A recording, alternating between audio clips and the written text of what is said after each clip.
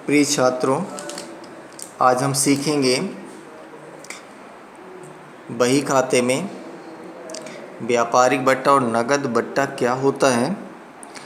तो देखिए, सबसे पहले तो ये जानना ज़रूरी है कि व्यापारिक बट्टा क्या कहलाता है। तो व्यापारिक बट्टा का मतलब होता है ऐसा बट्टा या छूट जो ग्राहकों या व्यापारियों को अंकित मूल्य पर अधिक मात्रा क्रय करते समय दी जाती है। इसका उद्देश्य विक्रय की मात्रा में वृद्धि करना है। तो यहाँ पर जो हम व्यापारिक बट्टे की बात कर रहे हैं, तो व्यापारिक बट्टा सिर्फ व्यापारियों को दिया जाता है और व्यापारियों को देने का मतलब होता है कि वह व्यापारी अधिक मात्रा में वस्तुओं का क्रय करें। तो जो व्यक्ति अधिक मात्रा में वस्तुओं का क्रय करता है तो उसे हम व्यापारिक बट्टा देते हैं। अब देखिए, उसकी गणना कैसे करना है व्यापारिक बट्टा की। मान लेते हैं इसमें जैसे उदाहरण लिखा हुआ है, आर एक व्यक्ति है जो हमारा कस्टमर है या व्यापारी है, जिसको हम 1000 रुपये का माल बेचते हैं, वो भी 10% व्यापारिक छूट में। तो जब कभी ऐसे व्यापार होते हैं कि हम किसी को माल बेचते हैं और उस पर हमें व्यापारिक छूट देना है, तो सबसे पहले हम देखेंगे कि उसे कितने रुपए का माल बेचा गया। और व्यापारिक बट्टा ज्ञात करने के लिए बट्टे की दर भी होती है।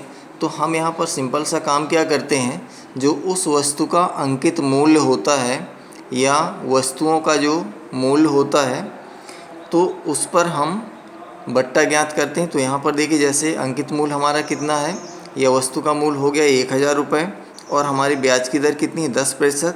तो हम व्यापारिक छूट ज्ञात करने के लिए क्या करेंगे, 1000 गुणे 10/100, और ये हमारी व्यापारिक छूट आ गई 100 रुपये। अब आपको क्या करना है, वास्तविक मूल्य या विक्रय मूल्य ज्ञात करना है। तो क्या करेंगे, जो हमारा अंकित मूल्य होता है, जैसे यहाँ पर अंकित मूल्य हो गया 1000 रुपये, उसमें हम माइनस कर देंगे जो हमारा व्यापारिक छूट या बट्टा है, और घटाने के बाद जो हमारा मूल्य आता है वह वास्तविक मूल्य या उसे हम विक्रय मूल्य कहते हैं। अब इसके जस्ट बाद हमारा दूसरा छूट या बट्टा है नकद छूट। तो इसमें लिखा हुआ कि वह छूट या बट्टा जो ग्राहकों अथवा व्यापारियों को नकद माल करते समय या पुराना भुगतान करते समय दी जाती है, तो उसे हम क्या कहते हैं, नगद छूट कहते हैं। तो यहाँ पर नगद छूट का मतलब होता है कि जब कोई हमारा ग्राहक या कोई व्यापारी पुराना भुगतान करता है या नकद माल खरीदता है, तो हम उस भुगतान की जाने वाली राशि पर कुछ परसेंट व्यापारिक बट्टे की अपेक्षा बहुत कम होता है, 1-2%, 1.5% इतना रहता है लगभग। तो जो राशि भुगतान में हमें प्राप्त होती है, हम क्या करते हैं, उस राशि पर नकद बट्टा ज्ञात करते हैं और उस व्यक्ति से उतना जो भुगतान प्राप्त करते हैं तो वो कम प्राप्त करते हैं। जैसे यहाँ पर उदाहरण के रूप में आगे दिया हुआ है, उदाहरण जैसे लिखा हुआ है, श्याम को 1000 रुपये का माल नकद बेचा, जिस पर व्यापारिक छूट 10%, नकद छूट 2% दी हुई। तो यहाँ पर सबसे पहले हमें क्या करना है, जो हमारा लेन देन हुआ, लेन देन की राशि है 1000 रुपये, तो सबसे पहले आपको क्या करना है, व्यापारिक छूट ज्ञात कर लेना है। जैसे भी पहले बताया गया, तो व्यापारिक छूट हमारी कितनी हो जाएगी, 10% ज्ञात करेंगे, 100 रुपये हो जाएगा। तो आपको क्या करना है, अंकित मूल्य पर उसे माइनस कर देना है। तो 1000 रुपये हमारा अंकित मूल्य है, उसमें 100 रुपये माइनस किए तो हमारा 900 रुपये बचा। ये हमारा विक्रय मूल्य हो गया।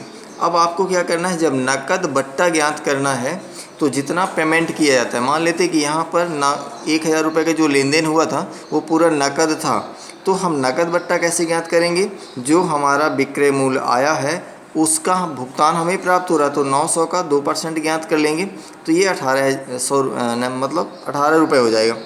तो यहाँ पर आपको क्या करना है, जितनी राशि हमें प्राप्त होती है, जितने का भुगतान होता है, सिर्फ उस राशि का नगद बट्टा ज्ञात करना है। मान लेते हैं कि कोई कस्टमर है कि यदि वो 900 में 500 रुपये ही दे रहा है, तो हमें 500 रुपये का ही नगद बट्टा ज्ञात करना पड़ेगा, ना कि 900 रुपये का।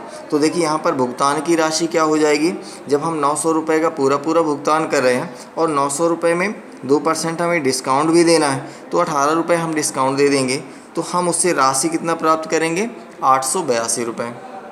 धन्यवाद।